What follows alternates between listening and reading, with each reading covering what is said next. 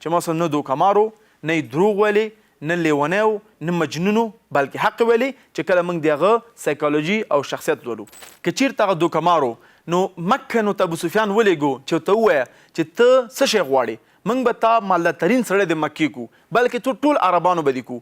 بل که چېرته ته غواړې چې بهترین ښځې درکو، موږ به تا خپل لیډر کو، خو ته دا خپل پیغام پرېږده، ته زموږ دا بوتان پرېږده، ته مکې سرکار مړه. ده ورته ویل که تاسو زما دا مر په ښي لاس کې دی او سپوږمۍ زما په چپ لاس کې دی، بیا هم زه به خپل پیغام پرېږدم. دا قرآن او ساینس، قرآن او ماډرن ساینس د دې یو ځای کول، پرتله کول، دغه کار ما په خپله کړی. په 2014 کال کې، په 2014 کال کې دا کار زما استاد کړی ډاکټر ذاکر نایک. په همدې ډول باندې نور علماو دا کار کړی.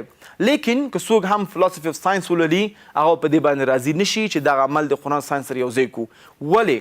الحمدلله والصلاة والسلام على رسول الله وعلى آله اصحابه اجمعین. اما بعد، اعوذ بالله من الشیطان الرجیم، بسم الله الرحمن الرحیم. تاسو ټول ته یو ځل بیا زه ښه راغلاست وایم اسلامي لارښوونې ته، اسلام د ساینس او منطق نظر نه کتو. موږ الحمدلله په تیرو پروګرامونو کې دا ثبوت کړل چې قرآن د الله کلام دی او موږ باید اطاعت وکړو، موږ باید قبول کړو. انشاءالله په دې پروګرام کې زه غواړم ډېر زیات خبرې وکړم د قرآن او ساینس، په د ساینس فلسفه باندې چې موږ باید په قرآن کې څومره ساینس ولټو، آیا په قرآن کې معجزې د ساینسي شته او که نشته دی. نو په دې باندې ما غوښتل ډېر زیات تفصیلي خبرې وکړم او همچنان نور بحث وکړم چې د قرآن کوم ریاضي معجزې دي چې په قرآن مختلف ځایونو کې ذکر دي، او همچنان په امبرولوژي باندې تفصیلي بحث وکړم د انسان جوړښت چې په قرآن کې څه رقم ذکر دی، علقه، مضغه، عظامه، او په سورې مومنون په دې آیتونو باندې بحث وکړم چې ماډرن ساینس د باره کې څه شی وایي، او همچنان دغه نظر چې مختلف خلک په دې عقیده دي چې قرآن کې ټول ساینس دی، د باندې بحث کوم. خو متاسفانه چې موږ سره وخت ډېر زیات کم دی، اختر را نږدې دی، الحمدلله خوشحالي ده. نو زه نه غواړم چې ډېر زیات بحثونه اوږده کړم، خو کوشش به وکړو چې انشاءالله راتلونکي پروګرامونو کې په دې سفر باندې مخکې لاړو، ځکه واقعا زموږ کافي سفر پاتې دی. موږ تر څو اوسه پورې په چارلز ډارون کتاب باندې خبرې نه دي کړي، په ایولوشن باندې موږ تفصیلي بحث نه کړی. کوشش به کوم دا یو دانه باندې لنډ بحث وکړم. انشاءالله که بعضې بحثونه نیم پاتې کېږي نو هغه دپاره زه ایډوانس کې بخښنه غواړم. راځو د قرآن او ساینس ته. ورونو خویندو، ډېر خلک په دې نظر دي متاسفانه حتی په افغانستان کې چې ټول ساینس په قرآن کې دی، او دا نظر مکمل غلط دی. په ساینس د قرآن چې ساینس کتاب نه دی، قرآن د آیتونو کتاب دی چې په انګلیس کې ورته ساینس وایي، SIGNS، ساینس. او ساینس چې دی هغه علم دی چې کوم په تجربو باندې لاس راوړل شوی دی، هغه تیوري هم کېدلی شي او عملي هم کېدلی شي. که څوک وایي چې په قرآن کې ټول ساینس دی، نو دا د دې معلومیږي چې د قرآن علم واقعا کم دی. او که څوک وایي چې غربیانو یا مسلمانانو قرآن لوستی دی او دنه بعضې نظریات اخیستي دي، بعضې نشانې اخیستي دي او په هغه باندې کار کړی او ساینسي نتیجه اخلي، دا نظر بیا صحیح دی. ځکه د قرآن د آیتونو کتاب دی، نښه نښانو کتاب دی. آیات څه ته وایي؟ نښه نښانې اشارو ته وایي، چې الله سبحانه نښه نښانې موږ ته ښودلي دي، موږ ته هدایت کړی دی، لیکن دا ساینس کتاب نه دی.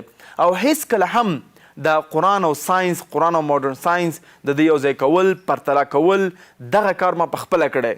په 2014 کال کې، په 2014 کال کې دا کار زما استاد کړی ډاکټر ذاکر نایک.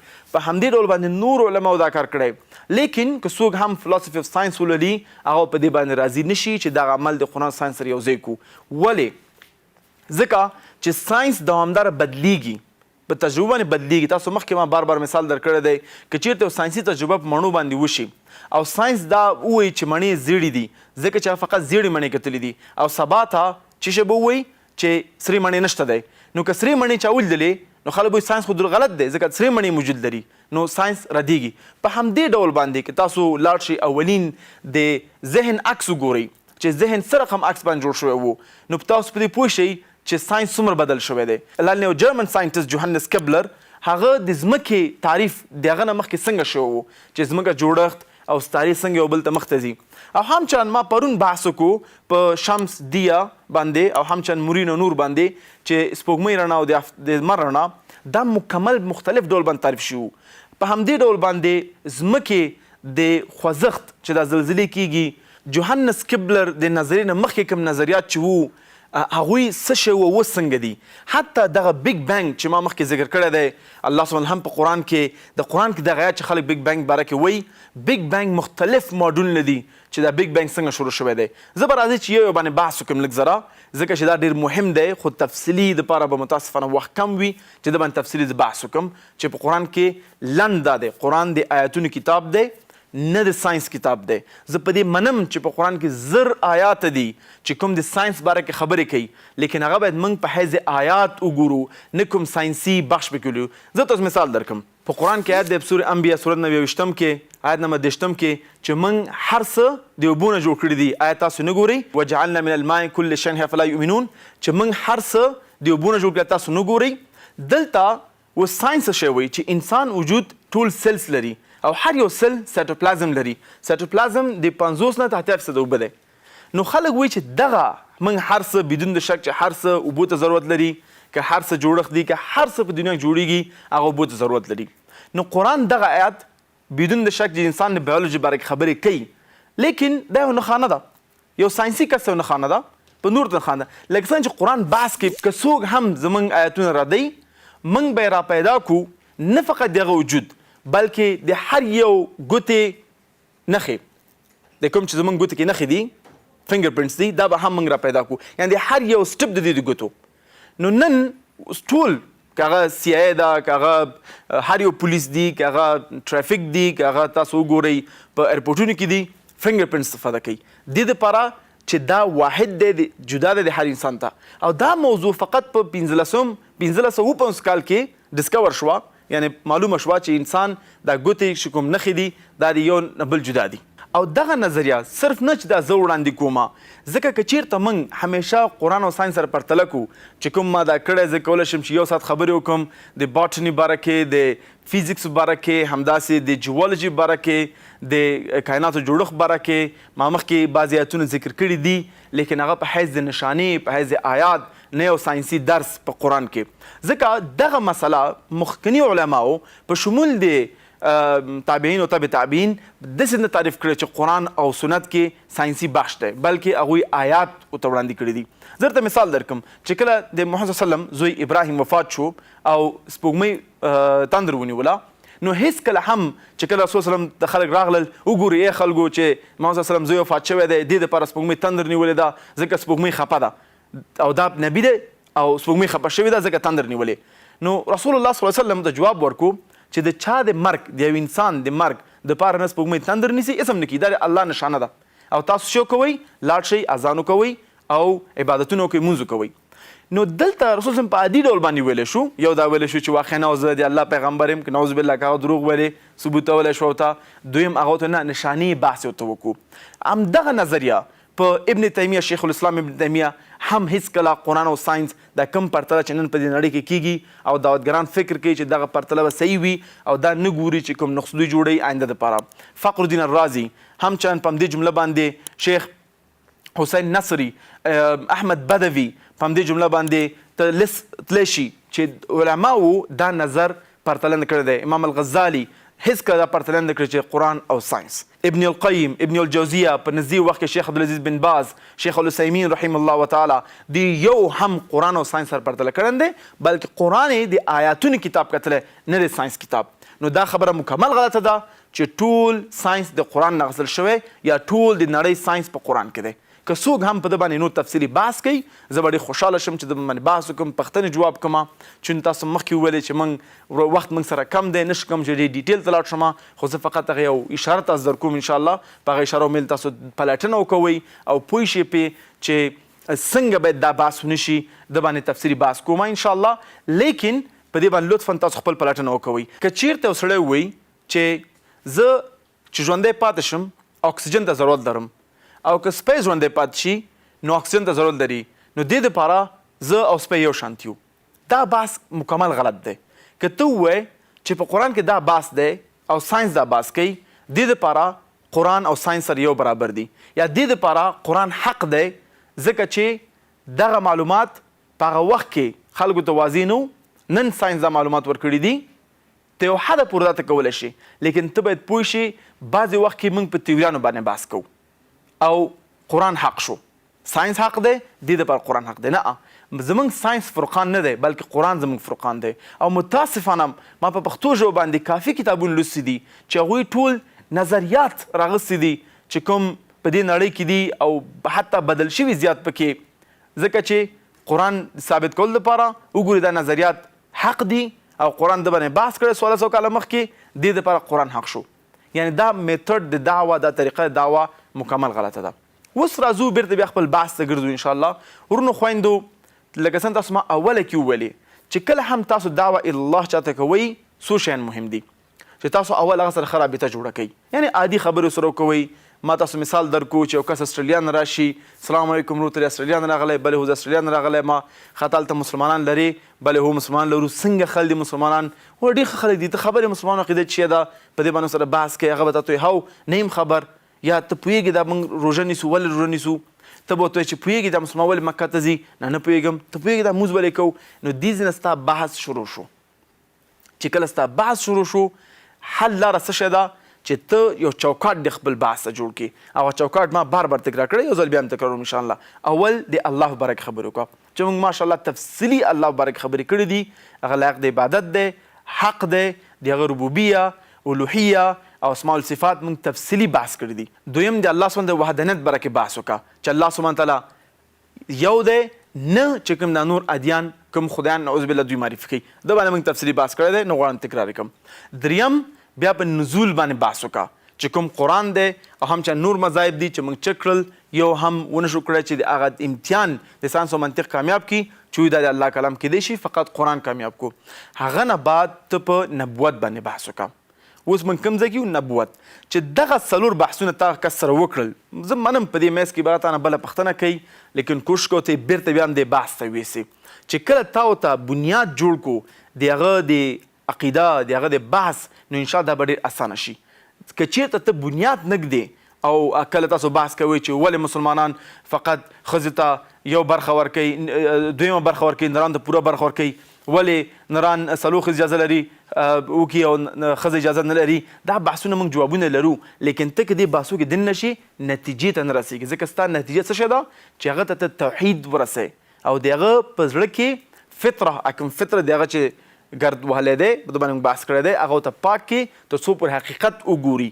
نو چې کله حقیقت وګوري، دا نورې پوښتنې ډېر په اسانه جوابیږي. که وخت انشاءالله زه به دې پوښتنې هم جواب کړم. اوس راځو موږ په نبوت باندې خبرې کوو. الله سبحانه وتعالی لکه څنګه چې هر څه دپاره یو هدایت وي، هر یو کمپیوټر میز هر څه پر هدایت وي چې څنګه استفاده شي، او بیا خلک وي چې تا ته هغه هدایت بک اضافه کوي، واضح کوي چې دې کې څه لیکل شوي دي. الله سبحانه وتعالی همچنان په ټول انسانیت کې نبیان را لېږلي، پیغمبران را لېږلي دي تر څو پورې موږ ته د الله سبحانه تعالی پیغام واضح کړي او په حیث یو مثال چې موږ باید څنګه مسلمانان اوسو، څنګه د الله عبادت وکړو، زموږ په منځ کې ژوند وکړي. او همدا وجه ده چې الله سبحانه تعالی وایي چې ما په ټولو قومونو ته پیغمبر لېږلی، ولکل قوم حاد وان من امة الا خلا فیها نذیر. مختلف پیغمبران لېږل شوي دي د هر یو قوم ته، لیکن آخري نبی چې دی محمد صلی الله علیه وسلم دی. وما ارسلناک الا رحمة للعالمین، چې موږ لېږلی دی بلکې رحمت ټول انسانیت ته. اوس زه په دې پوهېږم چې ډېر خلک محمد صلی الله علیه وسلم نه مني او د کوم نبوت چې دی، کوم پیغام چې دی سوال لاندې راولي. موږ به اول د دوی سوالات جواب کړو او هغه نه بعد به انشاءالله مختلف مذاهب کې محمد صلی الله علیه وسلم وګورو چې مختلف مذاهب دې باره کې څه وایي، او هغه نه بعد به انشاءالله موږ خپل نتیجې ته ورسېږو. مختلف مذاهب څه شوي د باندې به وروسته بحث وکړو. راځئ منطقي ډول باندې یو انسان چې حق او ناحقي اسباب ته ورسو. منطق کې یا یو سړی د دوی بحث نه نعوذ بالله دروغجن کیدی شي، یا دوکهمار کیدی شي، او یا حق ویلی شي. راځئ اول لکه څنګه چې موږ قرآن ثابت کړو چې دا د الله کلام دی، نو چې کله موږ قرآن ثابت کړو چې دا د الله کلام دی، نو دا باید شک پیدا نشي چې هر څه قرآن وي هغه موږ ومنو. دا خو واضح شو که نه؟ اول موږ قرآن ثابت کړو چې دا د الله کلام دی، ثابت هم کړو، هغه کوم پوښتنه نه وه. نو اوس چې قرآن هر څه وایي دا باید ومنو. قرآن 25 پیغمبران په نوم ذکر کړي دي او نور پیغمبران هم الله سبحانه تعالی لېږلي دي. محمد صلی الله علیه وسلم 15 دفعې ذکر شوی دی په مختلف آیتونو کې چې دا موږ په حیث د آخري نبي ټول انسان ته رالیږلی دی. نو چې کله قرآن وویلې باید موږ دا ومنو. که څوک یې نه مني راځئ موږ دا مسله هم د ساینس منطق لاندې واچو. اول آیا نعوذ بالله محمد صلی الله علیه وسلم دروغ ویلي؟ که څوک چیرته لکه څنګه چې یو مشهور ساینټست ډاکټر ایډورډ هغه وایي که څوک هم دا وایي چې محمد صلی الله علیه وسلم وروسته د هغه پروفایل لوستلو نه وروسته د هغه ژوند لوستلو نه که څوک دا وایي چې دروغ ویلی دي نو بیا په انسانیت په تاریخ کې د آدم علیه السلام نه شروع تر قیامته پورې هیڅ څوک رښتیا نه وایي. هغه دا وایي که چیرته ته دا ادعا کوې چې محمد صلی الله علیه وسلم دروغ ویلی دي نو بیا په انسانیت کې په تاریخ اول دی آدم علیه السلام تر اخره پورې هیڅ چا رښتیا نه دي ویلي. ځکه که څوک هم یو وړوکی کتاب الرحید المختوم ولولي چې په انګلیسي کې سیل نیکټر ته وایي که دا هم ولولي یعنی عادي کتاب دا چې ولي بنیادي کتاب نو دا په دې پوه شي چې محمد صلی الله علیه وسلم یو دروغجن نه بلکې هغه په الامین باندې مشهور و امانتدار باندې مشهور او بل موږ مخکې بحث وکړو ولې دروغ وایي څه ګټه راوړله که چېرته دروغجن و نو هغه ډېر چانسونه و چې یو سړی دروغ وایي خپل شخصي ګټ ته دروغ وایي. که چېرته رسول الله صلی الله علیه وسلم دروغجن و نو هغه ډېر خلکو ته وعدې ورکړي. ما مخکې تفصیلي بحث کړی دی چې دروغجن څه دپاره دروغ ویلي لیکن یو دروغجن سړی هیڅکله هم د خپل دروغ دپاره تکلیف زحمت نه وباسي. هغه به همیشه دپاره دا سایکالوجي وي یو دروغجن سړی راحت یې پسې ګرځي همدې دپاره دروغ وایي.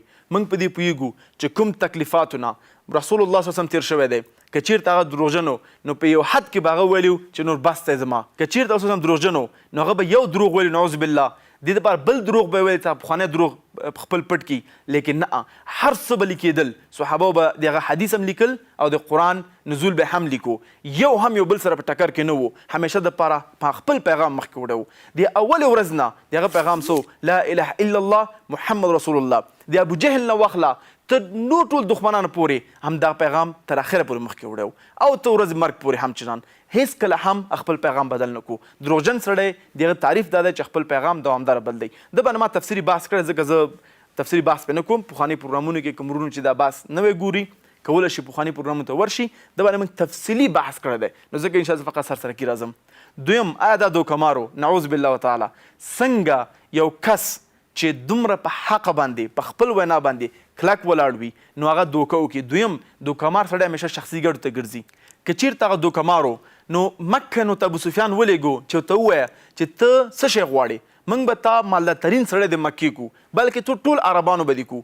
بل که چیرته ته غواړې چې بهترین ښځې درکړو موږ به تا خپل لیډر کړو خو ته دا خپل پیغام پرېږده ته زموږ دا بوتان پرېږده ته مکې سرکار مړه ده ورته ویل که تاسو زما دا مر په ښي لاس کې دی او سپوږمۍ زما په چپ لاس کې دی بیا هم زه به خپل پیغام پرېږدم.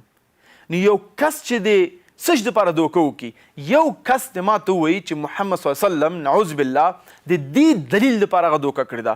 سبحان الله یو ورځ صحابه کرام دن نه شول چې د هغه په غاړه باندې په دې ځینو وجود مبارک باندې د کوم ځای کې چې ناست د هغه ځای پکې نښه نښانې وې ځکه چې ارامه ځای نه و بلکې شخ ځای و.